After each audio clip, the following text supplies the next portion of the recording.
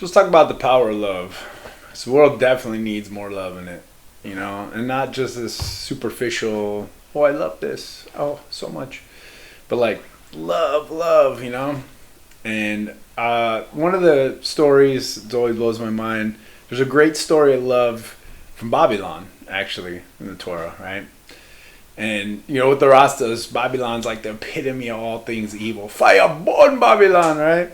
It's like the worst, right? And there was a lot of corruption there, right? The basic story of Babylon was after the flood, Noah's flood, the first big city built, I believe by Nimrod. I think Nimrod was, he was from one of the sons of Ham, grandson of Ham, I think, and great-grandson maybe.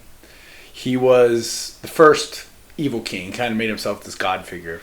And they wanted to make war on the divine, on God. So they built this big tower to kill God, right? Or destroy it or whatever. Which is interesting in of itself that the first people wanted to kill God. And we'll get into that more later. But it says in the story that they were so unified, right? They had so much love for each other in this war against the divine, right? There's a few different reasons they give of why they were building it, but more or less it all goes back to they wanted to fight God, right? That was the idea. But they were so unified, right, in this project that they wouldn't, when it got really tall, a man would fall and die. They would weep more for the brick, right? Because they were so unified that his sacrifice was noble, but it took so long to just walk the bricks up this huge tower. But they were so unified in this love that when even trying to kill God, God couldn't destroy them. He looked at them and said, look, their cause is terrible, right? They're trying to come kill me, but they're so together in this. There's so much unity and strength in them that I'm not going to destroy them. I'm going to separate them with languages, right? And that's how they say the first 70 nations started. They were split up into 70 different tongues. That's where we get the word Babel, right? They were babbling. And they were nobody could understand each other, right? So they couldn't work together anymore, and they separated in these 70 nations. But it goes to show you the power of love. So even if you want to kill God, right? The craziest thing you could think of, right? We're going to go kill God. But they were so in love, with each other and with this idea and so unified. Unity is really strength, right? United we stand, divided we fall. It's so true. And the world is doing such a good job right now of dividing us, making us hate one another politically, religiously, sexually, right? Orientations. We have so much division and hate for one another. And that's, no matter what, how righteous you think your cause is, if it's done in hate, then it's a despicable act, really. It's crazy how we even I like to call it the intolerance of intolerance, right?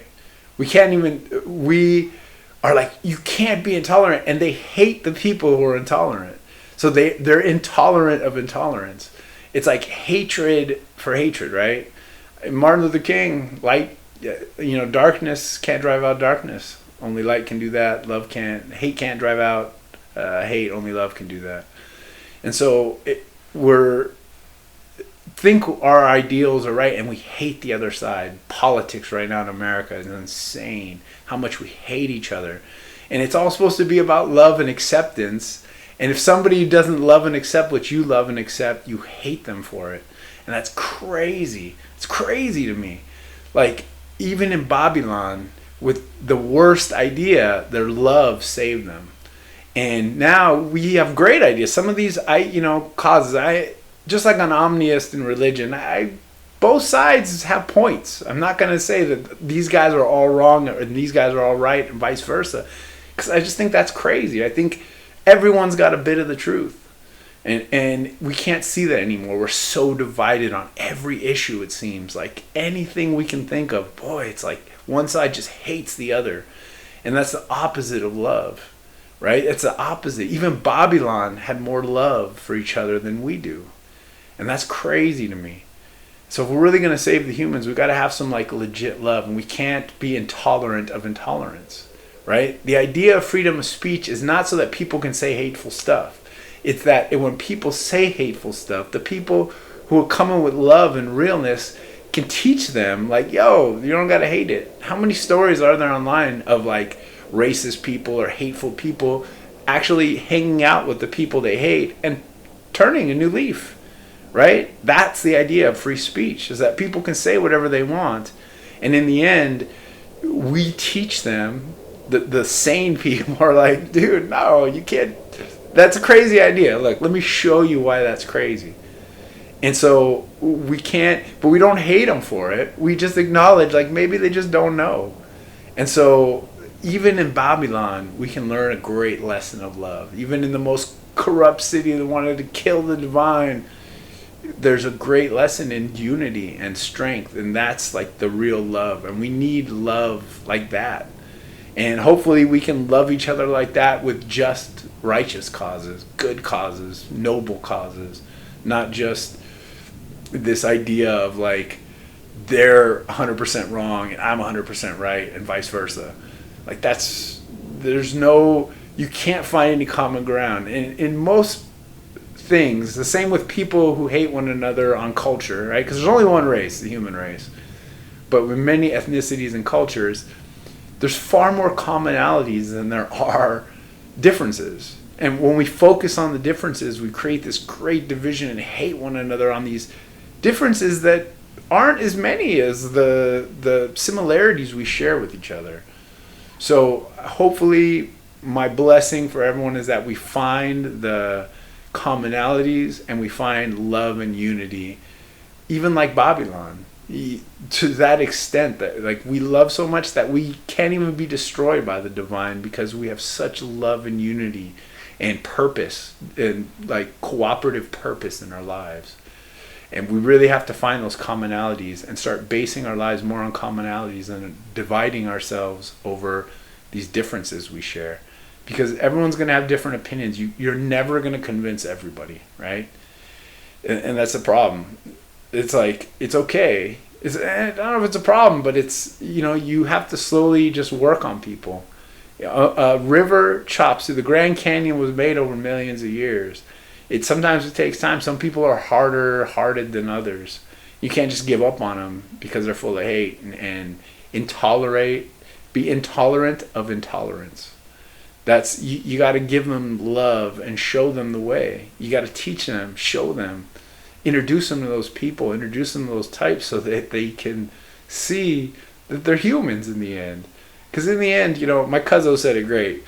He's like, if you get away from social media, you see the world's not such a bad place. Spend enough time on social media, especially TikTok. Oh, it's like you start to get so angry. It's like Fox News or like news station, it just hypes every news. CNN, NBC, it's like they just hype people up on this hatred. You get so fired up. You're like, oh my God. You just want to get angry. And so the division is what's going to destroy us. Unity is strength. And so we as a people, if we're going to make change, we're going to save the humans, we got to stop with this division. We got to stop hating one another over different ideas, different beliefs, going so extreme, like everybody's a fucking Nazi now. What is that about? I mean, come on. And the same people who were like punch a Nazi are now doing the same thing to the Jews the Nazis did. Oh, you don't belong there. Get out of there. It's good you die. Like, it's the exact same shit. It's exactly what the Germans did. Hitler did. It's like, you don't belong there. So get the hell out. Like, where are they going to go? This is the only land that's ever been attributed to them. For real. And it's like the exact same thing. Those are the same people that were marching through the streets, punching Nazis, still calling people Nazis. And then they do the exact same thing. How quick they became Nazis themselves. Same thing over this Palestine-Israel conflict, which we'll get into more. But love is the way to do it. It's easy to get fired up, and I get suckered into it too. I like to say sometimes fire shit. I get fired up. I start watching social media, get all fired up, say snarky shit on the comments. Dude, everyone can do it. I can be snarky. I laugh at the dickish stuff too. But then, when I'm in my right state of mind, I calm down. I get off social media. I'm like, it's kind of douchey, right? It could have been a little more diplomatic. We could be more diplomatic with each other. But one thing I'll never do is be intolerant of the intolerant. I think we got to educate them. We don't have to destroy them. We don't have to fucking hate them. We don't got to punch them. We got to learn to love each other, find that unity. And if Babylon teaches us nothing else, is that even the divine wants us to be united. Even if we're trying to kill God, he prefers we're united together and loving and committed to a common goal than anything else. That's like our highest good. Divine won't even destroy us, even if we're coming to make war on it. So I think that's a super important lesson. Let us find love. So my blessing is for just love in the world, man. Start learning to love one another. Look for your commonalities. Stop hating one another over this stuff. Getting so fired up. Don't let social media divide us. Don't let the media divide us to that crazy level. Have your beliefs. Everyone can believe whatever they want. But if it doesn't align with your beliefs, try to educate them. If it doesn't work right away, give it time. Like the river through the Grand Canyon, give it time. Keep coming with love and change and educating them. Introduce them to the people. Don't let hate divide us, because that's how we're going to fall. That would destroy us. It's unity and love will keep us alive. So may there be love in the world. Let's do this, people. Save the humans.